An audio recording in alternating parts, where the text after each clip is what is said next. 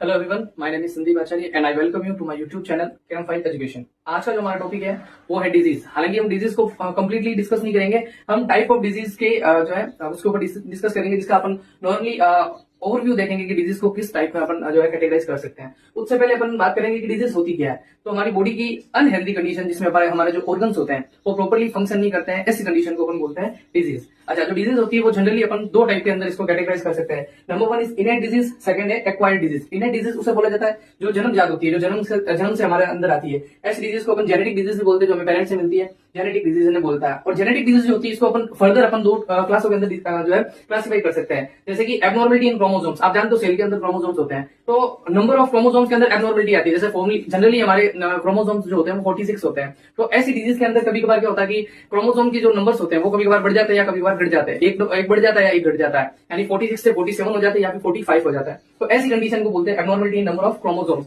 और ये जेनेटिक से रिलेटेड होती है, जेनेटिक डिजीज होती है। दूसरा क्या होता है कि हमारी जो जीन होती है, देखो आपको पता है कि क्रोमोसोम्स के अंदर जो है क्रोमोसोम्स डीएनए के कंडेंस फॉर्म होते हैं, और डीएनए के जो प्रॉपर जो सेगमेंट्स होते हैं, फंक्शनल सेगमेंट होते हैं, उन्हें अपन जीन बोलते हैं। और इन जीन के प्रॉपर तरीके से काम नहीं करने के कारण जो है जीन काम नहीं करती है, तो इसके कारण जो एक डिजीज हो जाती है जिन्हें अपन बोलते हैं जेनेटिक डिजीज। और ये जेनेटिक डिजीज होती है एबनॉर्मल इन स्ट्रक्चर या फिर फंक्शन करने में, जीन के फंक्शन करने में। तो ऐसी दो डिजीज होती है, इन्हें बोलते हैं जेनेटिक डिजीज। और दूसरी होती है एक्वायर्ड डिजीज, जो हमें बाहर से मिलती है। और इन एक्वायर्ड डिजीज को भी अपन दो टाइप में जो है कैटेगराइज कर सकते हैं। Number one is communicable disease, second है नॉन कम्युनिकेबल डिजीज। कम्युनिकेबल का मतलब होता है जो एक दूसरे के अंदर जो फैलती है, ह्यूमन टू ह्यूमन या फिर ह्यूमन टू एनिमल या फिर एनिमल टू ह्यूमन। ऐसी डिजीज को अपन बोलते हैं कम्युनिकेबल डिजीज। ये यानी हेल्दी पर्सन से अनहेल्दी पर्सन के अंदर जो फैलती है, ऐसी डिजीज को कम्युनिकेबल बोलते हैं। अच्छा, ये जो होती है वो पैथोजेंस के कारण होती है। और पैथोजेंस हो सकते हैं आपके BVPVW, यानी कि बैक्टीरिया हो सकता है, वायरस हो सकता है, प्रोटोजोआ हो सकता है, फंजाई हो सकती है या फिर वॉर्म्स हो सकते हैं। ऐसी टाइप की जो डिजीज होती है जो पैथोजन से होती है, और ये पैथोजन 5 टाइप के होते हैं। ऐसी डिजीज को अपन बोलते हैं कम्युनिकेबल डिजीज। और नॉन कम्युनिकेबल डिजीज जो होती है वो कैसी भी हो सकती है, जैसे